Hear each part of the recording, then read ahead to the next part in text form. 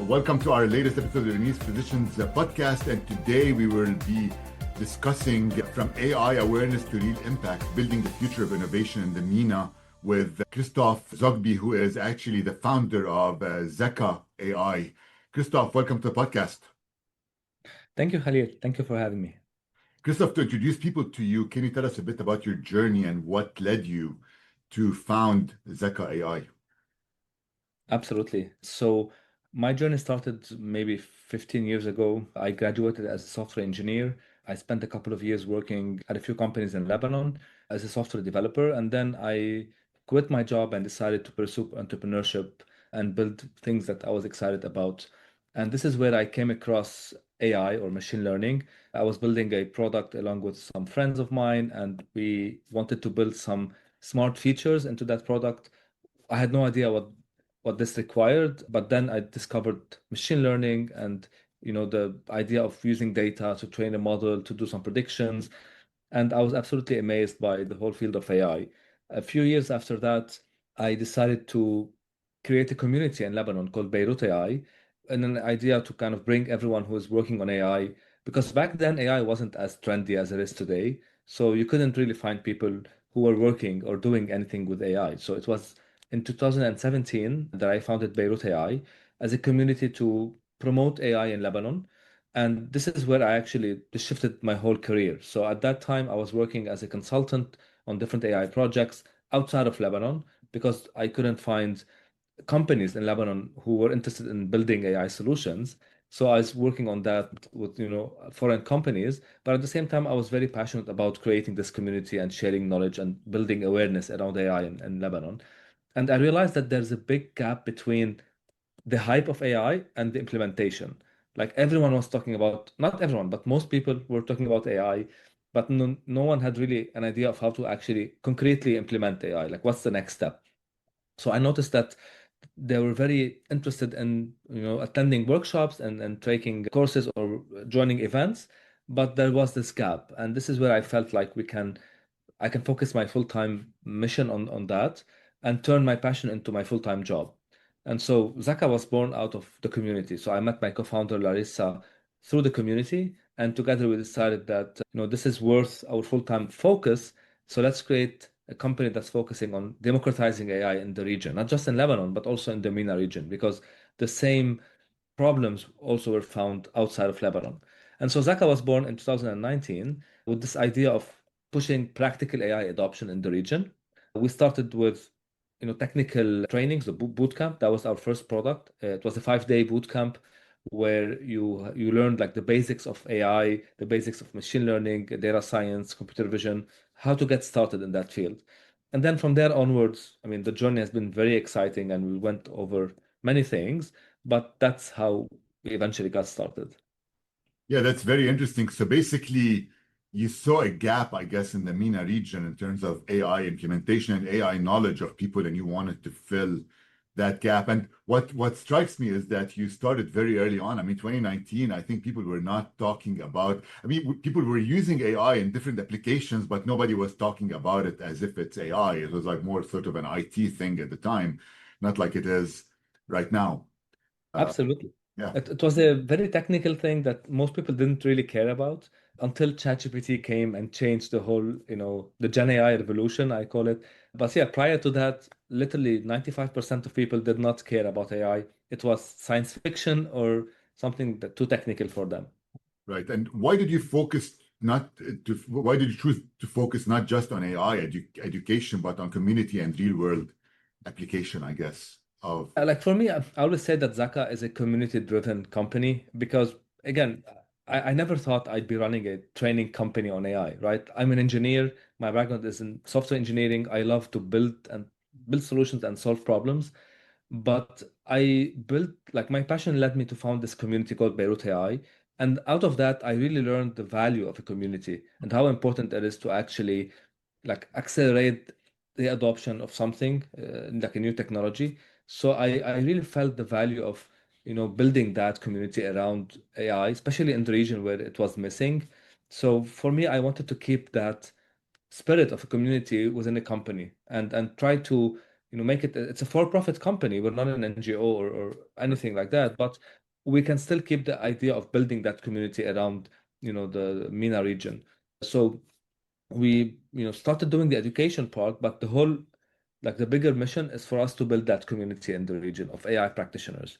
And there's a lot of things that, we want to do under that community, and why, it's important to have a community and not just, build a solution or sell some products. Right. And that's, I'm going to ask you this question now. You said democratizing AI. Is AI like the dictatorship, or what do you mean by democratizing AI?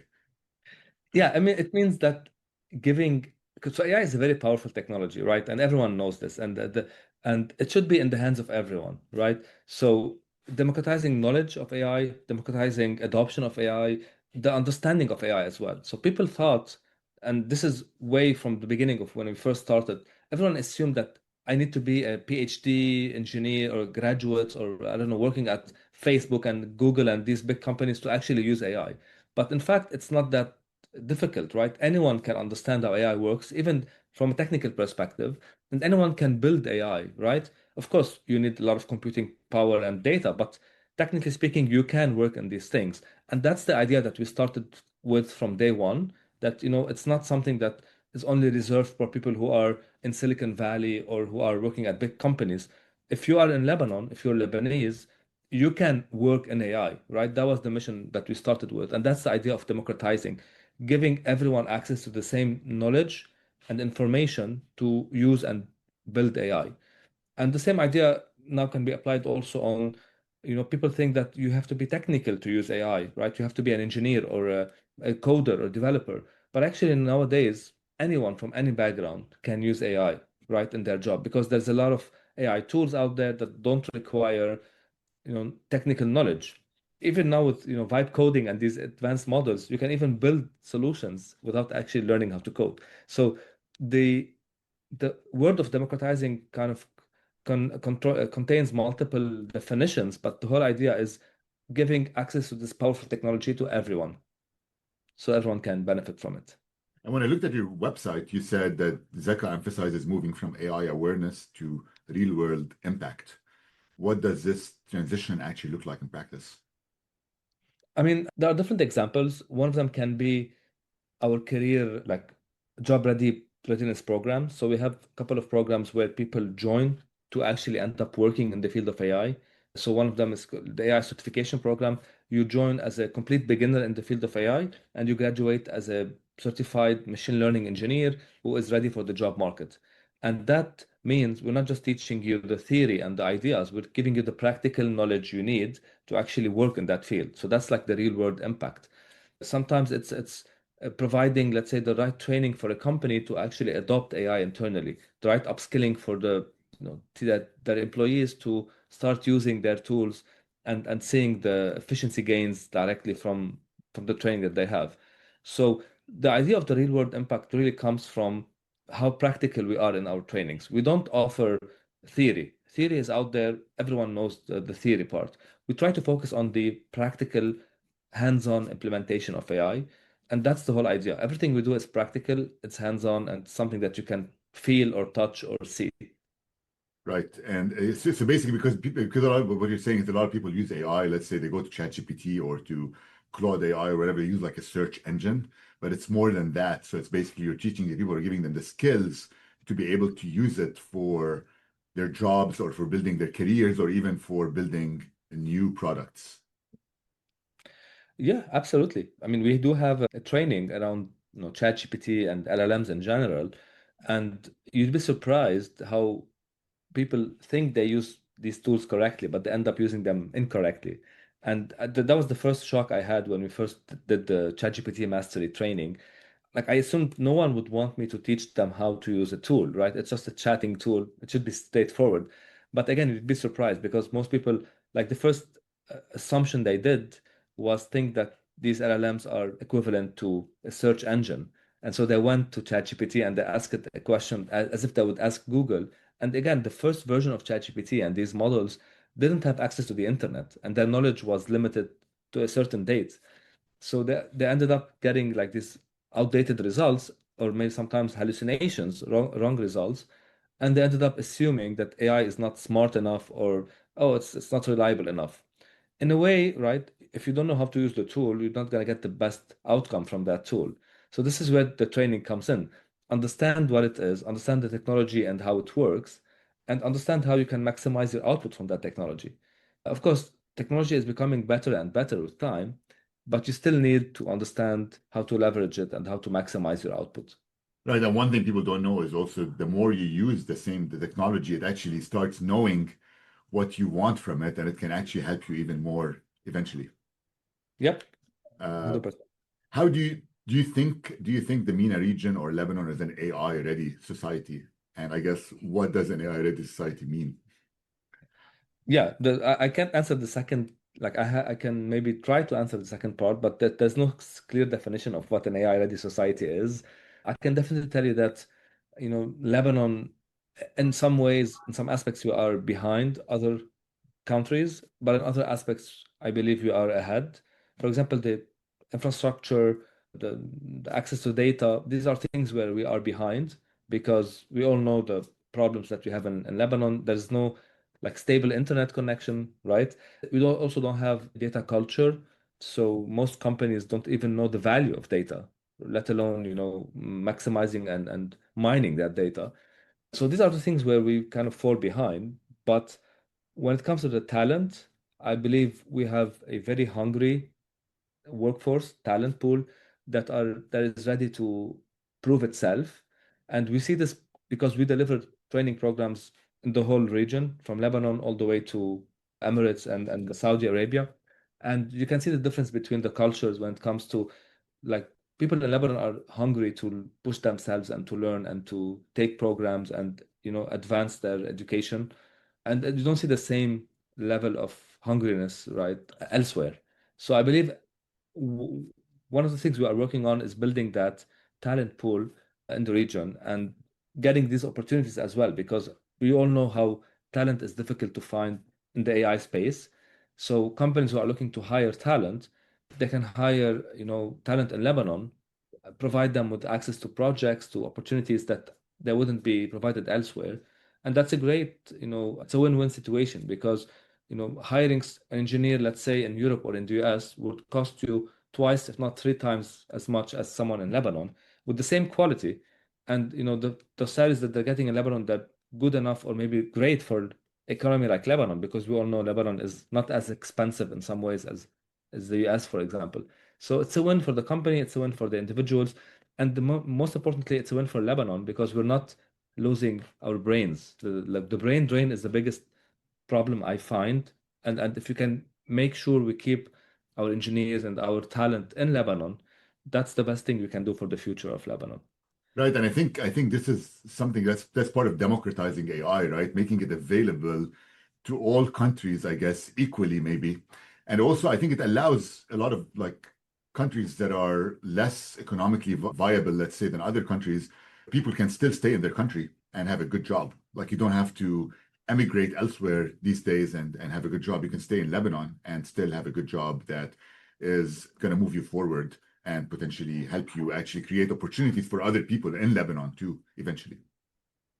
100%. That's exactly my whole point from the beginning, because and that's something I personally realized when I first started my journey, because I was based in Lebanon. I was working with companies outside of Lebanon on AI projects because, as I said, I couldn't find companies in Lebanon doing AI. And this is where I realized that you don't have to be in a specific country, right? Like in Silicon Valley, for example, to do AI. I know that it's mostly like the where startups are and there's a lot of technology there, but also you can have the same level of projects, let's say, of work while staying in Lebanon around your family, around your friends, etc. So that was like the first realization I had, and that's what we're focusing on. And so we talk about teaching AI and stuff like that, but you call it in ZAKA something called applied learning, because a lot of companies teach AI, but you focus on something called applied learning. How is this approach different than some of the other companies that are providing AI education? I mean, I don't know how, like, I don't know exactly which companies you're referring to tell you the difference, but it goes back to the point I mentioned earlier, which is we focus a lot on the hands-on aspect of AI. We try to make it as practical as possible and reduce the theory part and just the know-how. That's been our mission from day one, and that's been kind of the focus of our trainings. So that's what we mean by applied learning. And do you follow? So you've taught, I'm sure you've had different AI education opportunities for a lot of people. Do you follow these people afterwards to see have they applied their AI learning? Where are they in their jobs right now? Did they create new companies or anything like that? Yeah, we absolutely do. Not for all of our trainings, but again, we have a couple of programs that are job readiness programs. So they prepare you for the job market in AI. And for those programs, it's not only we one of the like part of the program is we follow up with you after you graduate to help you find opportunities. So we have a service where we connect companies to talent. If you're a company looking to hire AI engineers or data scientists, you connect with us and we help you sorry, connect with graduates from our graduate pool. And so it's very important for us to understand once someone finishes this program, what are they doing? Or where are they working? Are they looking for a job? Or what's their trajectory? And I'm very happy to say that we have around 82, 85% of career success, let's say, after this program. So around 80% of our, or more than 80% of our graduates end up getting either a successful job, an internship, or maybe launching their own careers or their own startups in the field of AI after they've taken this program. Okay, great. And you mentioned something called the ZAKA 360 model. It seems like an interesting name to call it, but can you walk us through what is ZAKA 360 and how it supports organizations end to end? Yeah, so from day one, when we first got started, we've always wanted to build or provide all the services needed to accelerate adoption of AI, right? So we've started with a bigger mission that initially focused only on education, and along the years, we've started to expand a bit the offering to kind of complete the 360 cycle. So the idea is that the whole idea of ZAKA is to provide proper adoption of AI in the region. That's the mission that we want to see. We want to see companies implement AI, and to do that, companies need guidance. Sometimes they need upskilling. Sometimes they need talent. Sometimes they need support in implementing those services. So we have ZAKA trainings or our education where we deliver the trainings for companies. We have our careers where we support companies in hiring talent. We have the consultancy part where we support companies in ideating, understanding where and how AI can fit into their business and providing this whole consultancy approach. And then we also have our made by team, which is our engineers who develop AI solutions. So now if a company wants to adopt AI, they need either guidance on how to do it, talent to implement, someone maybe to help them build this, or a consultancy. So we provide all the services needed for a company to actually adopt AI, whether they want to build it or they want someone to build it for them, they want to get upskilled. Anything that they need is now we have this 360 degrees of services that we can provide for them. So that's the idea behind So it. basically, not only can you help them build it, you can also provide support with people who can help build it for them. Because they can either Exactly. learn how to build it themselves or they can get support in terms of somebody who would help them build it. Absolutely. Yes, exactly. Excellent. And can you give me actually some examples of like what have been the most impactful real world projects or collaborations you've seen out of ZAKA? There's a lot. I'm very proud of the impact that we've had over the last few years. Like last year alone, we've trained over 7,000 people Wow. directly through our programs because we have a B2C approach where we train directly individuals, and we also have a B2B approach where we work with companies and sometimes government entities to train individuals on AI. So a couple of years ago, we did a program in Saudi Arabia with SADAYA, the Saudi Data and AI Authority. And during that program, we trained 1,600 Saudis on machine learning, deep learning, and LLMs. So we had like a couple of tracks. And this was like a 14-month program where every month we had between 4 and 8 boot camps running in parallel, graduating 100 to 200 people every month in those tracks. So it was a very long, big project, but the impact of it was really interesting. And those are 1,600 people who had basic understanding of AI, but after this 4-week bootcamp, they're now practitioners. They can implement, they can build, they can do things. So you can see directly the impact that you have. As I said earlier, we also have this job readiness program, which is a 20-week program. And we've so far graduated, I think, 550 something people from that program ever since it started. And all of these people, or at least 80+% of those people, have continued to work in the field to get a job or to, kick off their startups. So you can see directly the impact. And the cool things about this program is that a lot of the times people joined in as, let's say, agricultural engineers or mechanical engineers, or sometimes not even engineers, right? Some different backgrounds, but they all were able to shift their careers to work in AI, which is there's a lot of demand nowadays. And I'm happy to, like, I like this idea because in Lebanon there's a lot of unemployment due to, like, people who studied, let's say, mechanical engineers but they couldn't find a job, Right. or agricultural engineers but they couldn't find a job. But there's a lot of shortage on AI and ML engineers. So by transitioning their careers and shifting their focus, they're now able to fill a gap and, work in great jobs with great salaries. And this year alone, we have a program in the Emirates, in the UAE, where we need to upskill and graduate 500 Emiratis on different AI tracks similar to this one and help them find jobs. So I like these big scale programs because you see immediately the impact. Like, you're not just impacting 10 or 20 or 30, you're impacting hundreds of people directly to join the AI field. So these are a couple of projects or ideas, but there's a lot, as I said. Yeah, and that I guess builds your connections with a lot of these startup companies that are going to start. But that's a good point you brought up too, because people keep getting scared. All right, we're going to lose our jobs because of AI, but it's not losing your job. It's just shifting your career focus, because then you can get a job once you shift it. Don't stay with the Absolutely. same career that you were in before AI started. Sort of similar to the industrial revolution, right? Where people lost jobs but gained other skills to get new jobs in that case. 100%. AI is just a technology. And every time we had a technology introduced, it always disrupted the job market because it introduced new jobs, it eliminated old jobs, and it changed current jobs.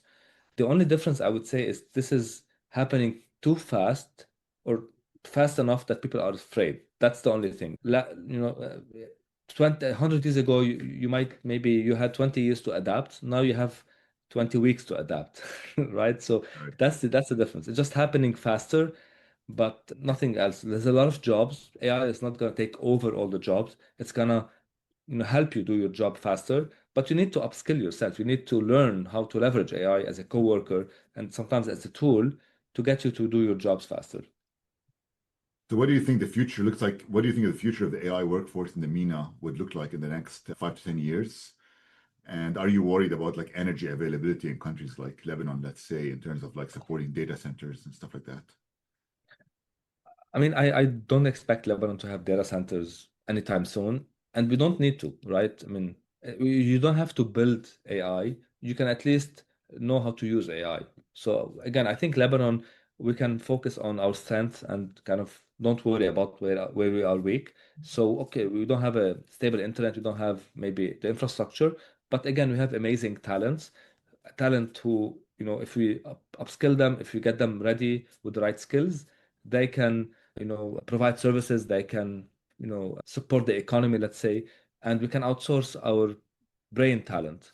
In terms of the future of the workforce in the next, 5 to 10 years, I think AI is already disrupting a lot of the, workforce and the way we do our jobs. Like, the job market overall is disrupted by AI.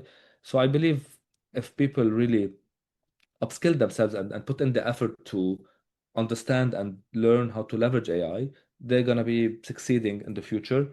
They're going to be able to find jobs, and we're going to see a lot of efficiency gains, let's say, overall in the job market. And what I like about the MENA region is you can see a lot of the eagerness to adopt AI from companies, from governments, maybe not across the whole like, MENA region is very diverse. You have countries like Lebanon and Jordan, let's say, and then you have Saudi and UAE and Qatar.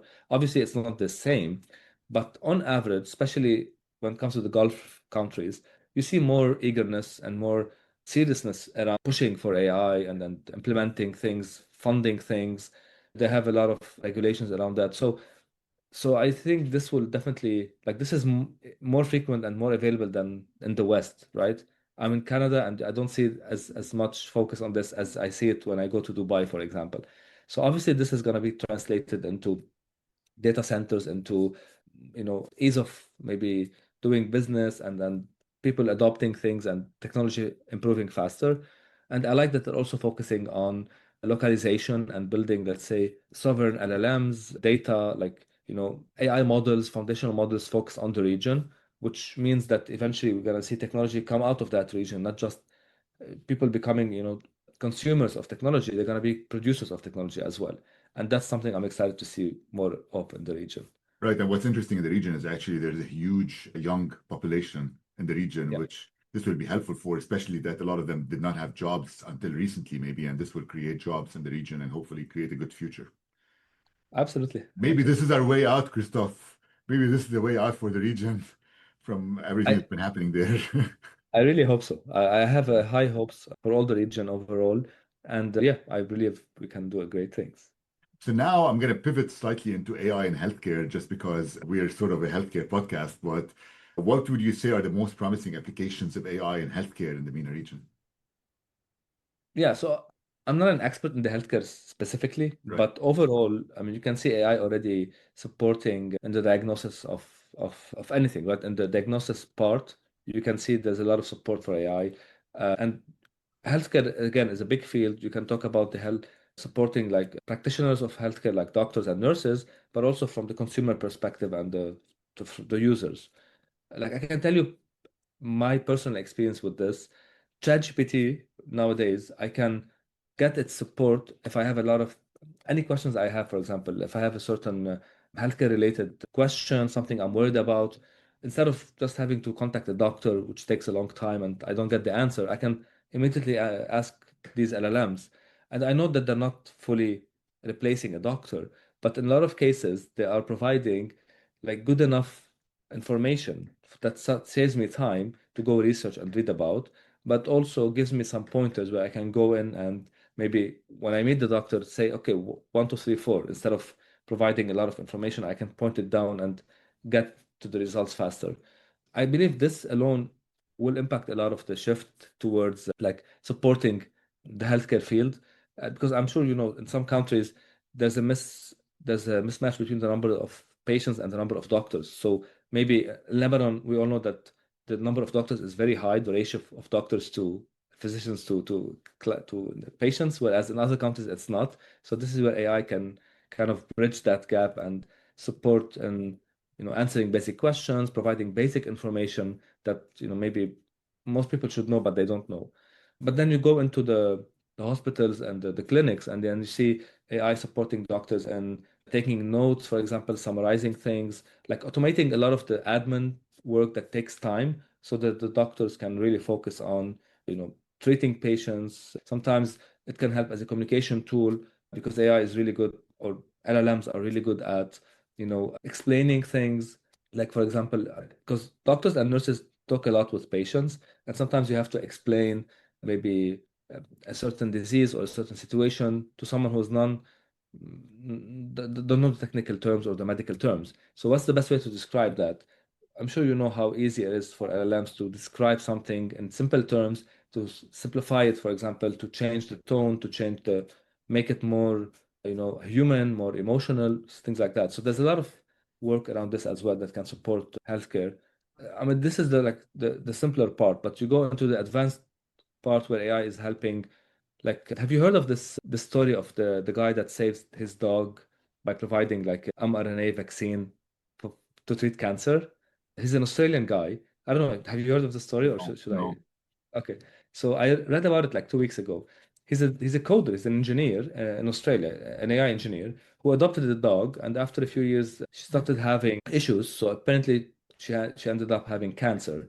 But he, like, I don't know exactly the details of the story, but I know that he refused to kind of give up on her. So he went on and he sequenced her DNA, and then he took it to ChatGPT and the AlphaFold, and then he tried to ask them like compare the cancer DNA with the normal cell DNA to find where the mutation happened. And then somehow he contacted like a professor at a university and said, okay, here's the sequence. Can we create an mRNA vaccine? Which he wrote the code for ChatGPT to give him the sequence of the mRNA, and then he went on and he managed to get someone to actually accept and produce it, and then they gave the shot to the dog, and the cancer started going away, and it all happened in like 3 months from idea to actually execution and getting the vaccine ready. And this story really gave a lot of buzz globally because it's easier. Like, how are we now taking years to get something out there where this guy with zero, biomedical background was able to actually save his dog and produce the vaccine needed to treat the cancer. And so I believe the idea of AI supporting the whole process of looking at bunch of data, finding a pattern, figuring out, how to create exactly the vaccine or the treatment required for this specific person. This is a big idea where AI will support a lot. Big pharma companies, the medicines they produce, the vaccines, this will be more, customized, right? So just like AI can customize your Netflix page and the algorithm can customize your YouTube page, it will also customize your healthcare prescription, your pills, your vaccine to be exactly what your body is looking for or needs. So that's like the bigger idea as well. But that may be long term. Right, but the thought is, you're right, but the pharma companies are starting with that because the thought is now that you're able to actually, instead of the development process taking 10 years, now you can accelerate it significantly using AI because you can find which mutations you need to target much faster using AI. And that's a Absolutely. very good example actually of that. What role can platforms like ZAKA play in training clinicians and administrators in AI in the MENA region? I mean, we have a healthcare AI program. We did a partnership with a company called HealTech, where we provide like an introductory training program for anyone working in the healthcare field. And the whole idea is like we've done a couple of trainings for nurses and doctors on ChatGPT. And the example is not just ChatGPT, it's any LLM. And if you get them to learn how to use these tools, just like any other professions, they can benefit a lot. They can save a lot of time instead of spending it on these mundane tasks, offload that to AI and focus on other tasks, right? So there's a lot of benefit from doing that. We do have programs ready for, and we've delivered some of these programs as well. So I believe there's a big impact we can do on the healthcare field. Exactly. And I think healthcare professionals need to learn AI and not be scared of it. Again, similar to other professionals. Because I can tell you also, I saw like one great one I saw is one radiologist actually, there's like AI, now there's studies showing that AI can actually find earlier stage breast cancer on a mammogram than a human eye. Actually, that may be a good thing because you can detect earlier cancers in people. And the other machine, because I do like bronchoscopies for lung cancer and stuff like that, now there's a machine called Picasso, which actually you put the biopsy in it, it starts cutting it for you instead of having a cytotech. It cuts it for you, and then it draws a art piece. If it's blue, it's benign or not cancerous. If it's orange, then it's probably cancer. So it gives you like your preliminary diagnosis on the spot without the need for a cytotech. And maybe I think it probably would be more accurate eventually than a cytotech when it does that. Interesting. Yeah. Interesting. Yeah, it probably uses Gen AI, but yeah, Yeah, probably that's what absolutely. it's doing exactly. So as we start winding down, I'm going to ask you a couple questions about you. What were the biggest challenges in building ZAKA over the past 8 years? Lots of challenges. I mean, the first one is maybe I'm not a business person. I don't know how to build a company. I'm an engineer, so I had to learn a lot of the business things, how to run a company, how to manage, how to do these things. But I would say the biggest challenge is I'm a Lebanese guy working out of Lebanon. I'm not based in Lebanon anymore, but when I first started, like I set up the company in May of 2019, and in October we had the whole thing started like the revolution and then the economic collapse and then we had COVID and then we had the explosion. Lots of problems. Like we've had the worst 5 years in the history of Lebanon, and those were the initial 5 years of my company as well. So a lot of challenges for a Lebanese person doing business out of Lebanon, but doing international business. This is also very challenging. We've had to move away from the Lebanese bank account, let's say. We went to I set up a company in the US. We also had our bank account closed multiple times because we are Lebanese, and there's a lot of issues. If you're a Lebanese person doing business, it's not easy. But you're used to problems, you're used to challenges, you're used to being like having option A and option B and option C and always, juggling, and having security. So we build that resilience. But yeah, these are mainly the challenges. Also, we're a fully remote company at Zaka. We don't have an office, which is sometimes it's great, but also it's difficult because you need to, like, for example, during the crisis, there was a lot of electricity issues and internet issues, right? And everything we do is online. We're a remote company. So if you don't have an internet connection, a good one, you can't really work. And we all know the issues in Lebanon. So, for example, during those 5 years, especially when electricity was cutting a lot, we had to provide like a UPS for every person in our team at their house with batteries so that if there's no electricity, they can at least have something to to work, to have access to some power.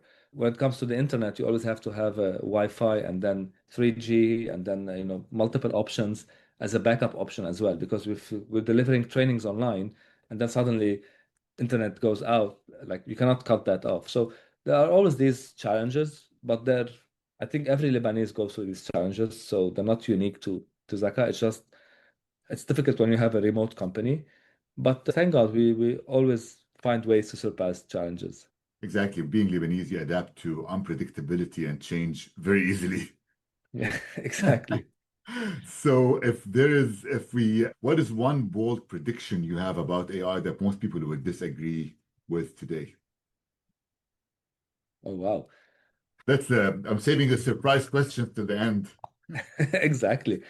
I mean, bold prediction people disagree with.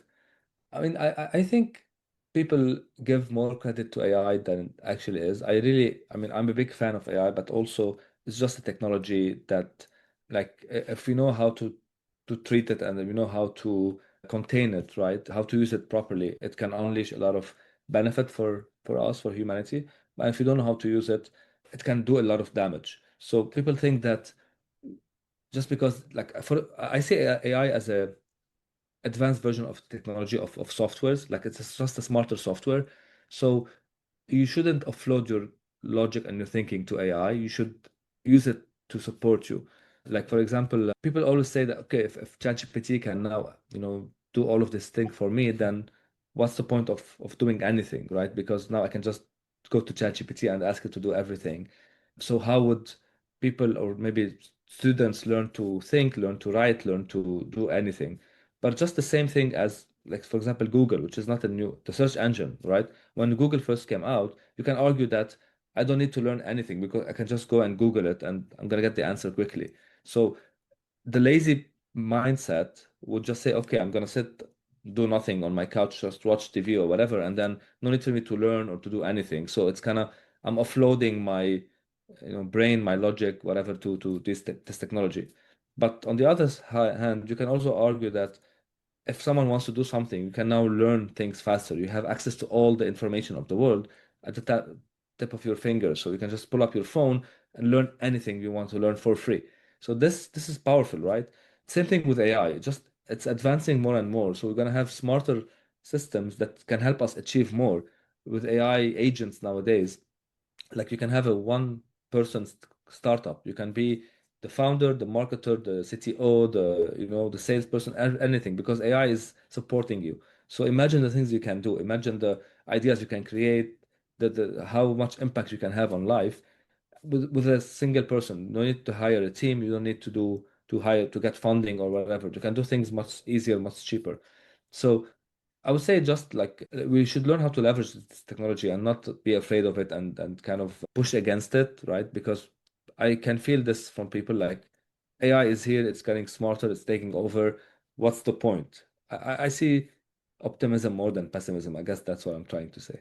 Right, because it makes you more efficient. And I think when you said this, I think one of the Facebook IT people who had built the platform was saying that now what he built in I don't know how many years, AI was able to build very quickly. But that's a big thing too, because that makes things move faster and more efficiently with less people, I guess. So you create a lot more impact very quickly, as you're saying. Exactly, exactly. Yeah. If there's one message you want listeners to take away about AI and their future, what would it be? I guess it's what I was just saying. So Like, don't be afraid of AI and don't think that AI is this sentient thing that's gonna do things on its own. Just think of AI as a smarter software. Okay, just we've all used to using software. No one doesn't use the internet or email, right? Some form of email software in their job. Everyone needs an email to do their job, right? Everyone has a phone with a WhatsApp or some form of messaging. So we're getting used to doing these things. Just imagine software but smarter. That's AI. And so don't be afraid of AI, or let's say that, I don't want to learn or I don't want to adopt it or I'm too late for me or whatever. I think leverage it, learn how to use it, and then unlock, a whole new functionality that you can have. Like you can 10x your output if you learn how to leverage AI. No matter what you do, no matter which background you have or what, job you do, just learn how to leverage AI and then you'll do great. Thank you, Christoph. And I think your company is ZAKA AI, right? ZAKA AI. And people can find you there. They can't find you in a regular office, but as we see in the background behind you, they can find you in the cloud. Exactly. Sitting there. You can find us online everywhere and on the website, yes. All right. Thank you. Thanks a lot, Christoph. Thank you, Khalil.